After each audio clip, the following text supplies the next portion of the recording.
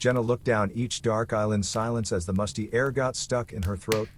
Mark snuck up behind them a few feet, and his footsteps were hard to hear over the banging on the storage room door. With only a few cans of peas and peaches to eat, they had been stuck in this grocery store basement for 3 days while the dead kept scratching outside. A dozen or so zombies were crammed into the small space, stumbling and scratching to get to the fresh meat on the other side of the small, weak wall. Jenna looked into the shadows as she peered around the corner of aisle 5.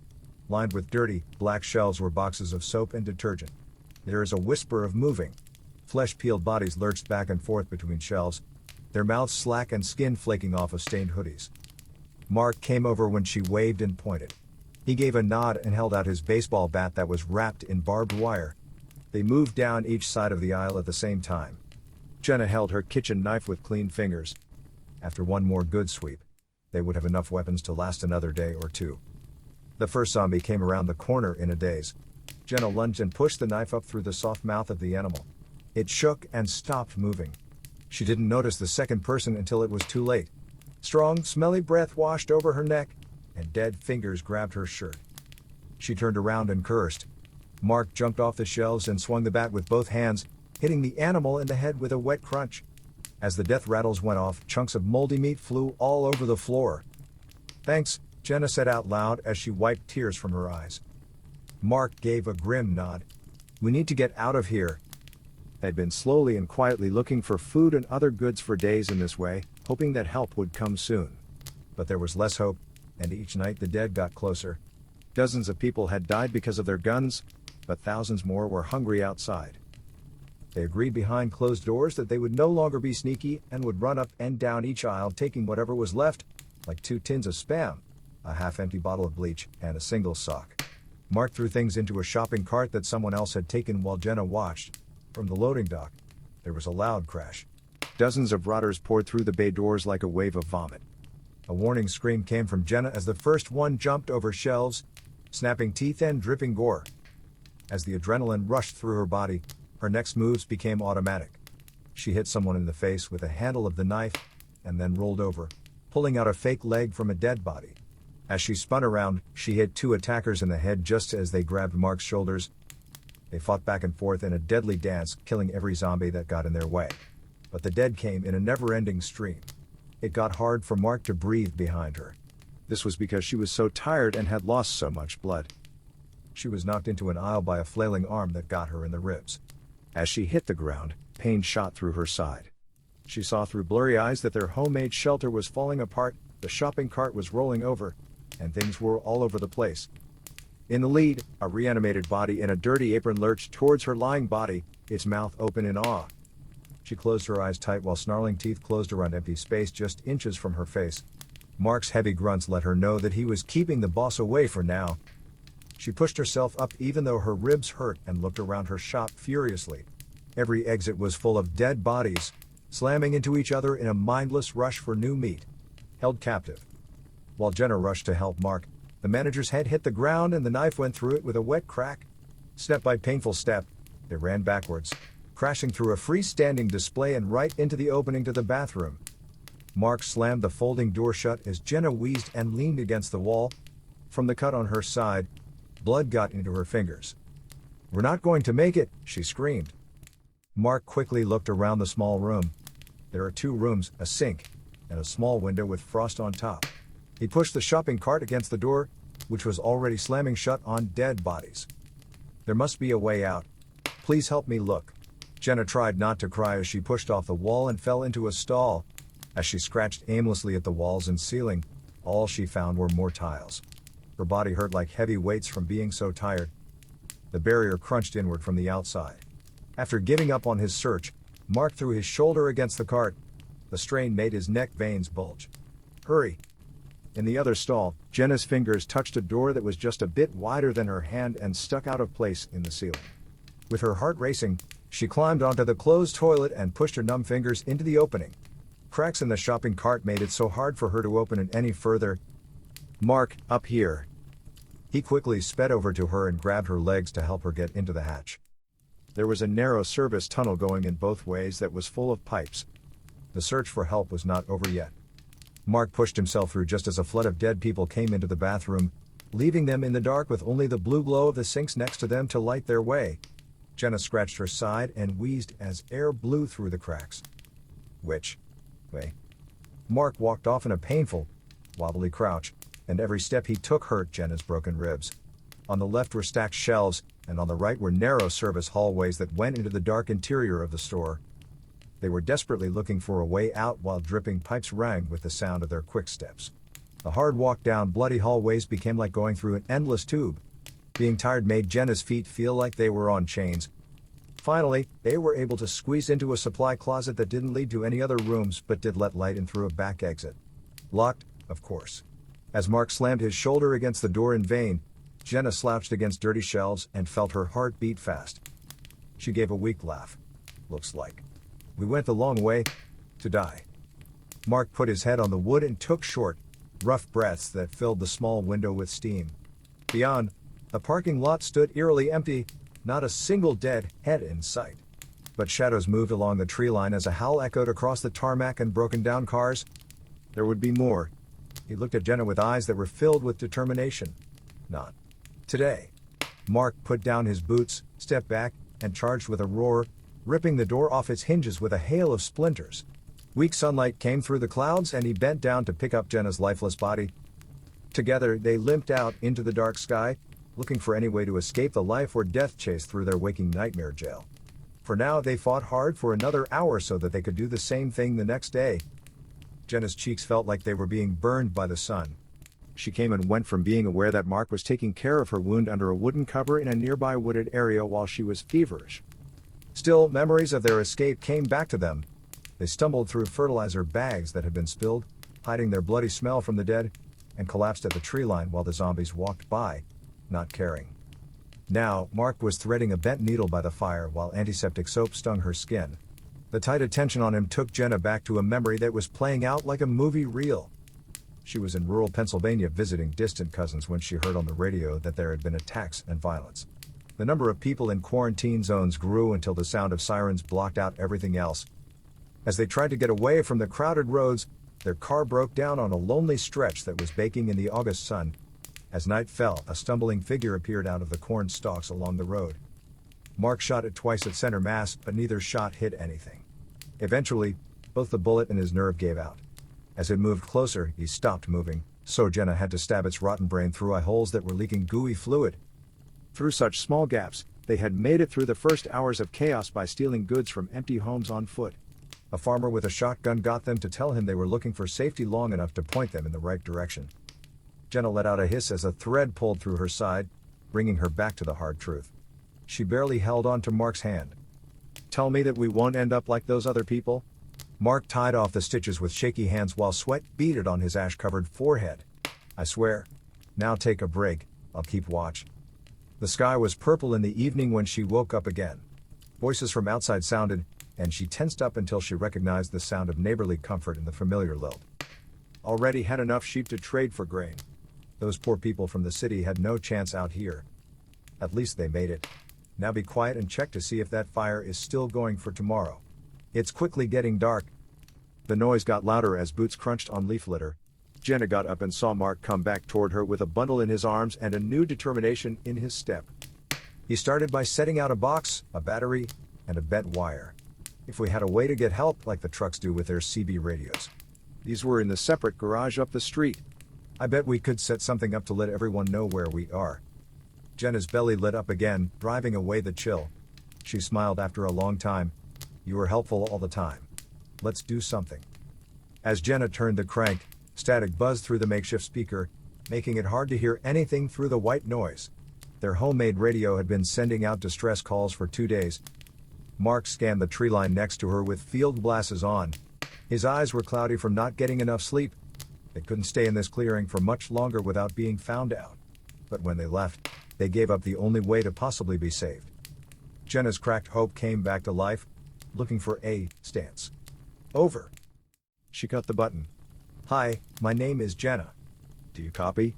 We're stuck in the woods off of Route 6 near the Cold Springs Co-op. Anyone, please? The signal stopped, and all that was left was empty hiss. Jenna sobbed and held on to her injured side. Mark took off his glasses and looked at her with helpless concern. At that moment, the sound of an engine could be heard far away. They jerked toward the noise and looked over the long, empty road that was getting clear of trees. A dark figure appeared around a bend and got bigger. It was a big truck hurtling toward the co-op at an insanely high speed. "Hey, over here," he yelled and waved his arms all over the place. But as the car sped to a stop and people with guns poured out, a terrible realization hit them. The arrivals were skinny and dirty, and their armor was a mess from the bodies of fallen soldiers. And their hollow eyes sparkled not with happiness but with wild hunger. Jenna grabbed a log that had fallen and backed up to the tree line. These people who were still alive had followed the screams of the dying to where they came from, and they were just as desperate as the wandering dead. He grabbed her with clenched teeth and blew acidic breath that smelled like rotten meat. Mark shot 2 raiders who were holding onto his legs, and bullets flew harmlessly around Jenna in the middle of the tight fight. The last attacker was knocked down by a wild hit from her branch, leaving him without any bones. While they gasped, there was dead quiet. Then I heard moans coming from far away, rising like a dirge through the woods. The crash of gunshots woke up all the zombies within miles. Jenna and Mark looked at each other with fear and then ran for thicker brush as the bodies of dead people started to show up between the dead trees. They stayed hidden for hours with the horde following behind until they finally came out on a broken-down highway.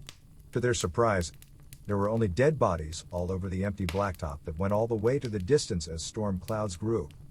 The deadly plague must have already hit this town, leaving nothing for the people who are still walking through the mud in search of fresh meat. They could rest in the rusty shells of empty cars for now at least. As the first icy raindrops hit, Jenna and Mark huddled together in the cab of a flipped pickup truck, looking blankly into the pools that were quickly forming on the cracked asphalt. Their miraculous escape almost seemed like a joke, since it only meant that they would have to fight for life every day in an endless wasteland longer.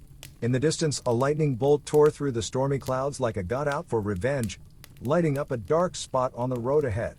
Now, only the heavy rain made it hard to tell if the huge crowd was alive or dead. Jenna and Mark kept quiet as they watched their fate creep closer through the gloomy light. They were going to meet whatever came their way as they had always done, shoulder to shoulder, until the end of the world or their own. Their lives were no longer their own, they were a mirror of the harsh new world that was closing in on them from all sides. Now, they had to decide whether to fight it or run away into the cruel night. The sound of beating at the locked doors could be heard all through the empty building. I leaned against the wall and held the screwdriver in my shaking hands. I could see dark shapes moving down the hallway outside through cracks in the boards. The other people had left for the supply run 3 days before. I was wondering if they got through the crowds that were in the city streets. Most likely they fell as quietly as the bodies that are all over this place now. I remembered the argument. They wanted me to join even though I hurt my ankle, but I demanded that someone stay to protect our base. I was now the last person left. To put it another way, sitting. I tried to ignore the pain in my stomach that came from being hungry. The vending machines were long gone, and the only things left of our decreasing supplies were empty wrappers and crumbs. During scavenging hours, I worked on making our fortress stronger with whatever materials I could find. I made a cell out of an empty studio, but the food and water would run out soon, even if the dead didn't get in first. The banging got louder, and I learned that the groans and scratching were signs of more people outside. I looked again through a knothole and saw dark figures lurching down the hallway. They were obviously drawn to fresh meat for some reason. I gripped the screwdriver so tightly that my fingers turned white. How long did it take for them to get through this weak wall? I woke up from my scared paralysis when I heard a crack. Thin lines showed up in the middle board as fingers from outside the board clawed their way in. I rushed forward and smashed the point of my tool into the dead skin between the slats as fast as I could. Blood that was black and oozed around the homemade steak made me pull my hands away in disgust. The thing on the other side gurgled and thrashed for a while before it stopped moving. However, others moved in to take its place, drawn by the smell of life in the woods. As my despair grew, I found the strength to stab again, and this time I felt fungus-covered hair tangle around my wrist. There were many dead, but I was the only one. I knew it was only a matter of time when the barrier swelled and bent from their weight. The whole doorframe came off its hinges with a loud rusty shriek. As people came stumbling into the room, I jumped backwards on my hands and feet with my weapon raised. There were at least a dozen of them, people who used to live and work here and have now come back to life as destroyers. From my window, I could see people moving in the parking lot. More were coming because of the noise inside. When I turned around, I saw a familiar face looking through the doorway. The skin on its gnawed cheeks was flaking off in ragged sheets. It moved mechanically forward, leaving blood clots behind it. I couldn't let it touch me or infect me with a disease that would destroy my soul. I swung the screwdriver around while crying, over and over until it stopped moving. I looked up from the dead body and saw that the room was once again empty. Through the broken doorway, I caught a glimpse of them walking out across the hallway and into the scary streets beyond, following an unheard order. The dead were no longer interested in easy food they couldn't reach for now. They came back over and over again until there was nothing left. I was by myself. My ankle hurt as I looked through the mess in the reception area for something that could be used again. There were pieces of broken furniture, bits of paper, and strange stains all over the floor. These were leftovers from the last few hours of fear, when people had to turn on each other to stay alive. ID cards that had been thrown away told stories of regular people who used to work here and didn't know that the end of the world was coming. I was wondering if Amy from accounting made it out or if Chad from graphics design joined the crowds of hungry shells that were running through the streets. My friends were also out there somewhere, either living or dead, or even worse, they were continuing to live a fake life that I hoped I would never see again. I leaned against a wall and limped deeper into the studio building, hoping that the supplies would still be there. Thinking back to my twisted ankle, I remembered twisting it while we were running quickly away from a swarm of bugs in an alley. I barely made it back before passing out from pain. The others decided to leave me behind on the supply run because they thought that having one hurt person was more of a liability than an advantage. We had no idea that it would be their death, not mine.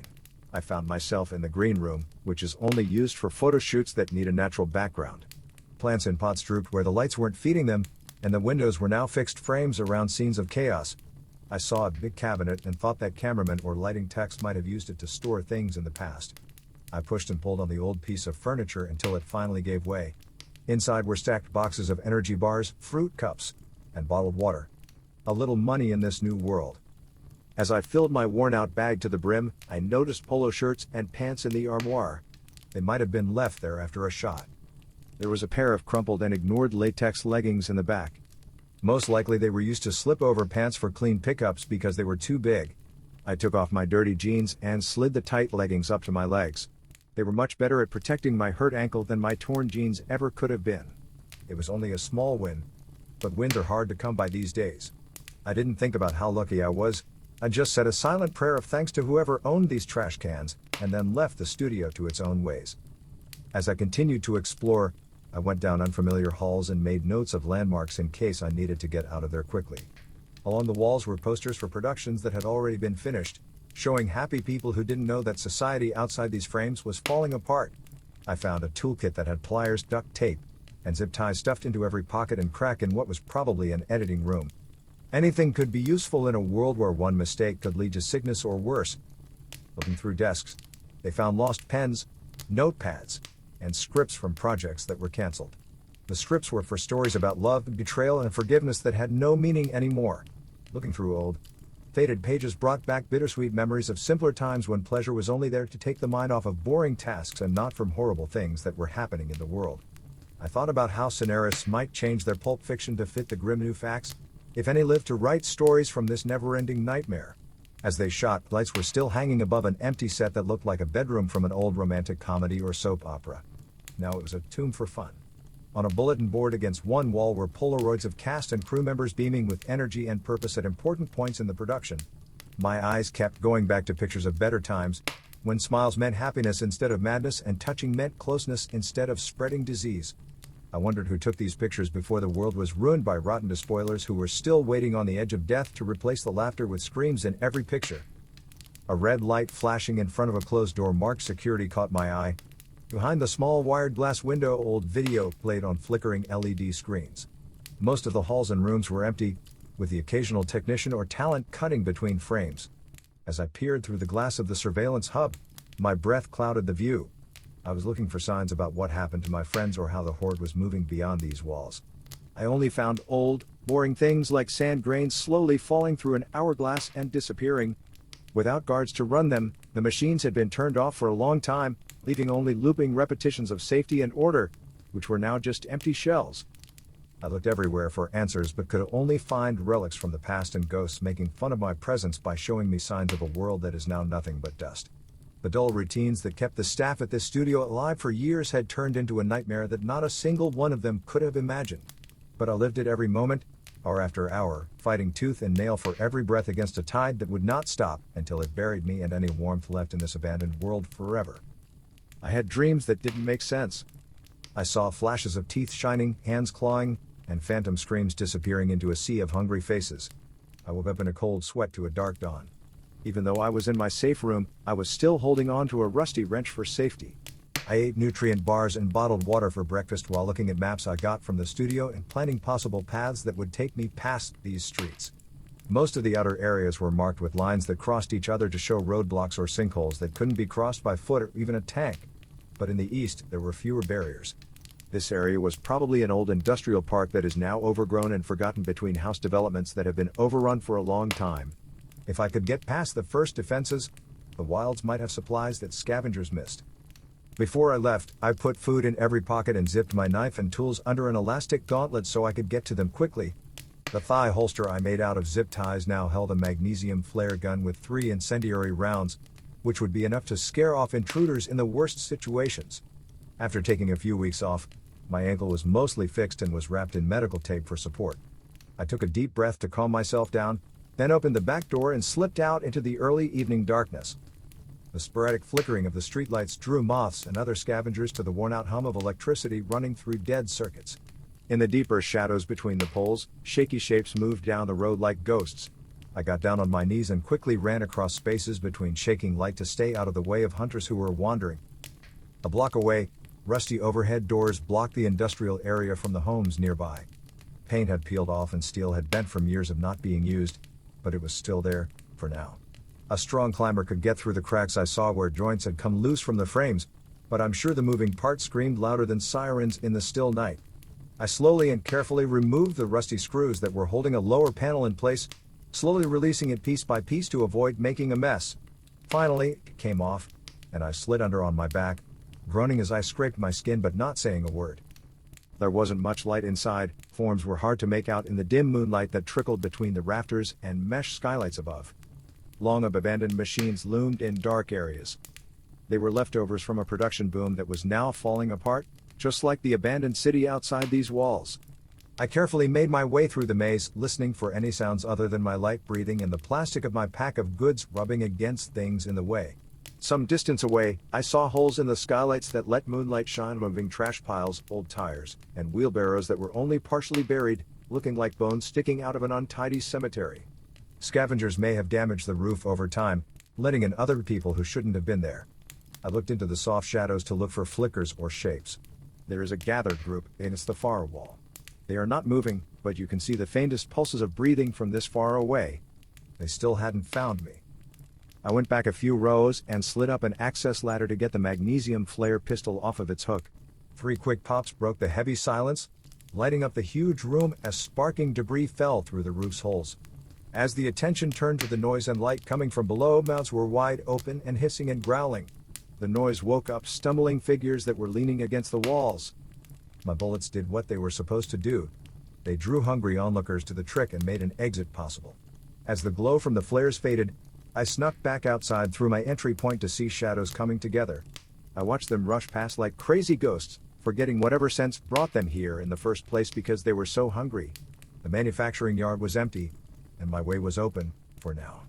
I quickly ran off into the night, leaving the scavengers to their trick from a safe distance behind. The horizon's weakest glow meant that an unpleasant dawn was coming. I had a hard time staying upright in the tall grass because my vision was blurry. I probed my leg and found blood-slick leather. I pulled a surgical needle out of my kit and bit down on a torn piece of clothes for painkiller, even though I was scared and had a fever. As the cool steel stopped the bleeding from each pierced loop of catgut, I heard muted screams against my gag. When the pain went down to a manageable throb, I looked around me through a blur. The swaying sea of fields got less clear until it became a blurred outline of trees. Any landmarks were now too far away to remember. I didn't know how far I'd crawled since I ran away from that crowd at the industrial park's fence. All I knew was that my wounds finally stopped my adrenaline-fueled flight. Would scavengers follow my bloody trail right to easy meat pinned down in tall grass, or would my hours of insanity have hidden me well enough? With the start of dawn came new dangers. I pulled my useless leg behind some boulders that were sticking out of the ground to provide shade. I fell asleep in their small shadow just as the sun came up. As I lay there shivering, fluids that I didn't dare replace slowly leaked out onto the dry ground. My fever made my brain hot, and faces flickered behind closed eyes, turning known strangers into bloated cartoons with their fangs out. I begged for oblivion, and darkness answered, giving me a short break until the next pain came along. When I woke up, the sun was high in the sky, and I wasn't by myself. People shambled in shuffling circles around my makeshift bed, drawn inexorably toward my feverish mumbling. Only a dozen feet separated the weak flesh from the gaping mouths of hungry animals. Within hours, their path would cross mine, or maybe even sooner if rising impatience overcame instincts that had been dormant. What'd I do? I was going to die here, chewed and gutted in these empty fields, food for the plague I had been trying to avoid for so long. My battles were over. But something still bit me with wild determination. Some small animal was hiding in the darkest parts of my crazy mind. Getting by. With my last few bullets left, I pulled out my flare gun one last time, waiting for this group of goblins to get close enough to shoot.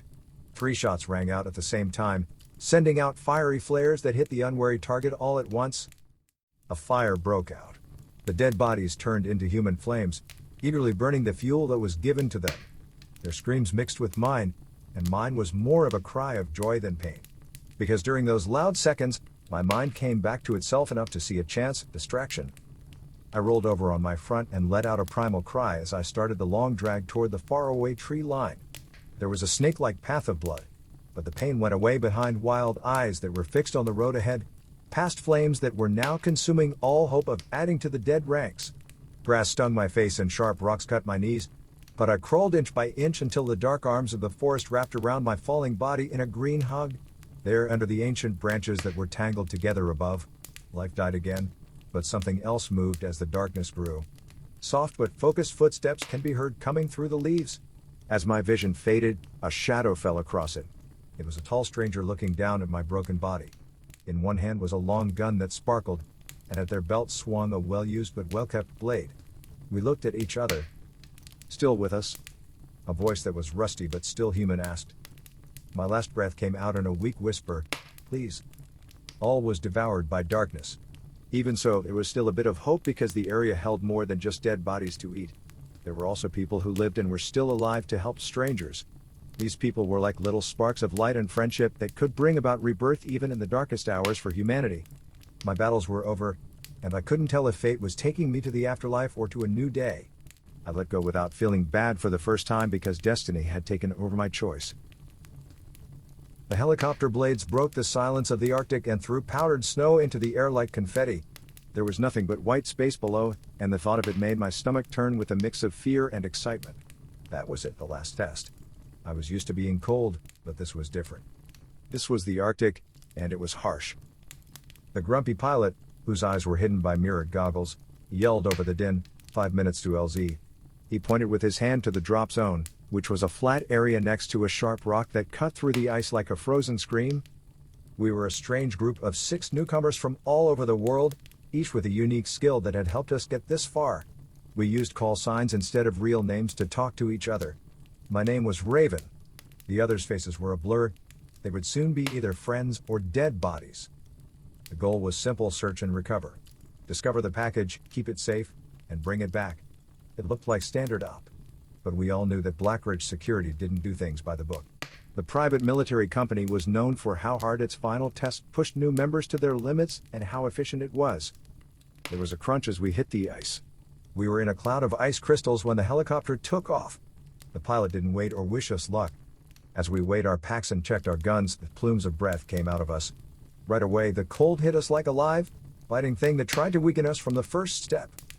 We walked through the snow, and I had the building coordinates in my pocket.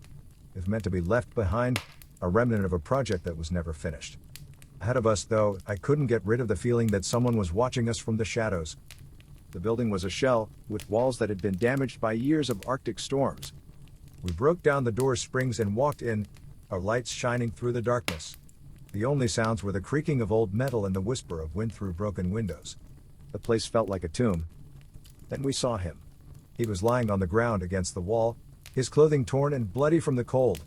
He had wide-open eyes that looked like they were made of glass and couldn't see anything. Without a doubt, a past recruit. On his name tag, it said Sullivan. As I got down on my knees next to him, I ran my fingers along the frost on his dog tags. This is how Blackridge's tests really were. Either you passed or you didn't. There was not a third ground. Something moved in the darkness beyond where I stood. Hearing a noise and seeing someone walk slowly scared the hairs on the back of my neck. It wasn't just us. And when the first dead person came into the light, their eyes were empty and their movements were jerky and not like them, I knew the test had really started. We raised our guns. The cold was forgotten, and the need to stay alive took its place. It wasn't an easy search and get. Death was ready for us the whole time, and this was our fight against it. Not only are we getting ready for the cold, but also for the terrible things that the Arctic had been hiding until the ice thawed. The air inside the building was old and smelled like chemicals and rot. Our lights flickered over instruments that were frozen in ice and broken vials that were left over from an earlier time's desire.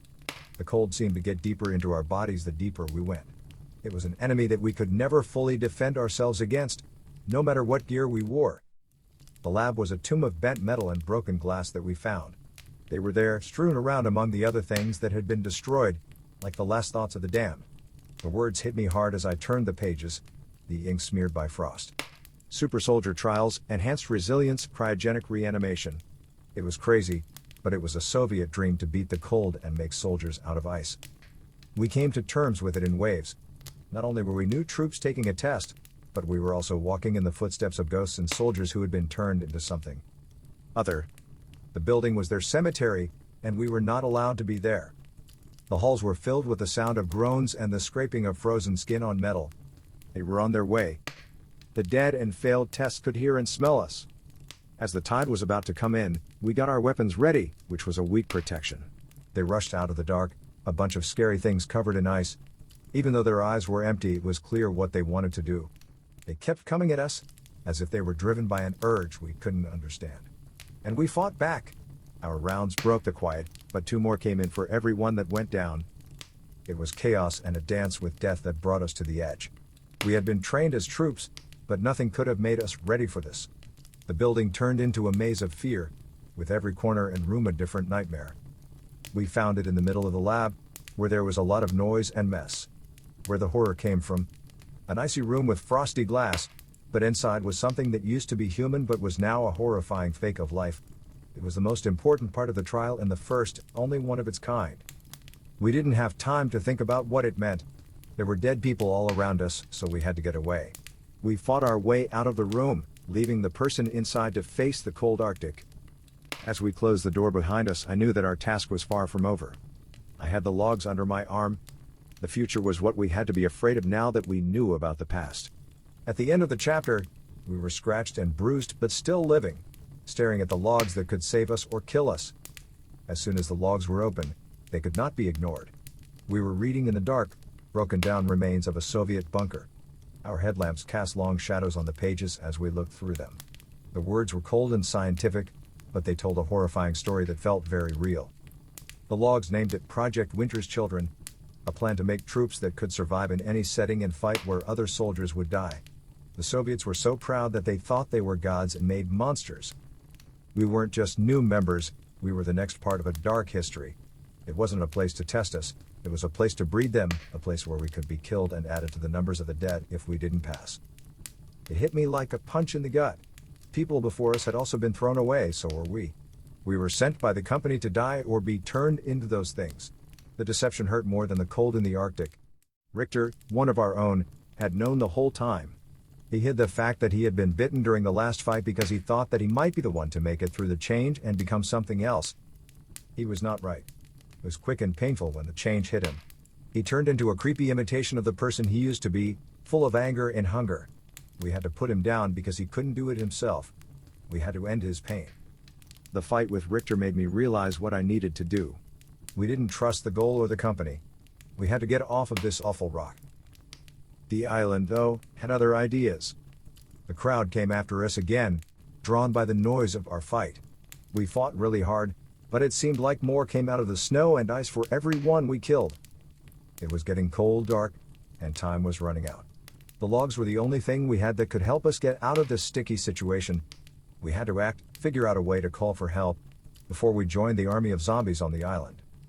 At the end of the chapter, we were bruised and our numbers were dropping, but we were determined as ever. There was no way we were going to stay alive. We wouldn't join them, though. We swore that. The storm was a beast that howled like the souls we had left behind. There were a lot of different people in our line of survivors. Every step was a fight against the cold wind. The extraction point gave us false hope, but it was the only thing we had. I led the way, and the weight of the logs in my pack kept reminding me of how bad the company was. They thought they could use us and then throw us away like broken tools. It wasn't so easy to throw us away, though. The zombies wouldn't go away, and there was a sea of frozen death between us and safety. We fought through them, but the cold and tiredness made our moves stiff. Every soldier who died left behind a silent promise to live and make their lives matter. Once we got close to the extraction point, the truth of our situation hit me like a cold blast. There was a helicopter there, but it was a trap. Armed men were waiting, not to help, but to keep everyone quiet. In our desperation, we became smart. We sneaked up on the helicopter without being seen by using the storm as cover. It was a crazy plan, but our lives were crazy.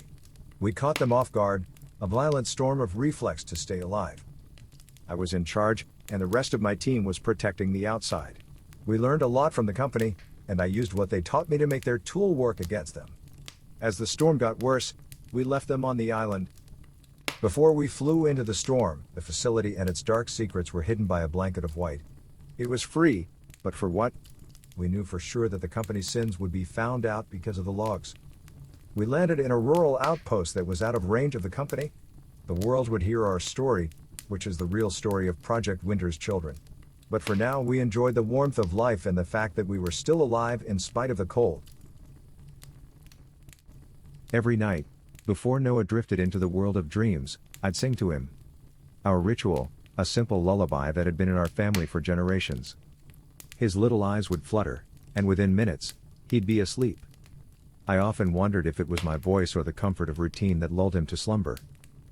But then the world turned upside down. News reports spoke of a mysterious illness, with symptoms manifesting primarily in children. Just a stronger strain of the flu, I'd tell myself. I couldn't bear to think otherwise. But when Noah started to show signs of it, my heart sank. His once vibrant eyes looked dull, and his laughter, which once echoed through our home, was replaced by eerie silence. Yet, every night, I'd sing. Hopeful the lullaby would work its magic, bringing my boy back to me. He began to refuse food, his skin turning a ghastly shade. Yet, my mind couldn't accept the grim reality.